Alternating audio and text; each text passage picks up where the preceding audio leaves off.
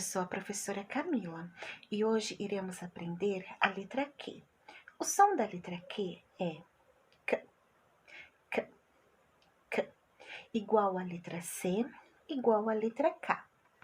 A letra Q maiúscula começa de cima para baixo.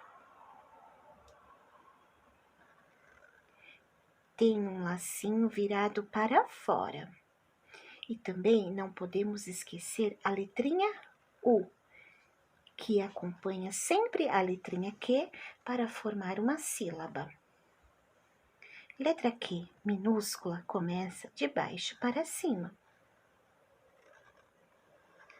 Tem o rabinho do gatinho que fica embaixo da linha e também não pode esquecer a letrinha U, que acompanha a letra Q para formar uma sílaba. Desta forma: quá, que, qui, co, quá, que, qui, co. Tchau!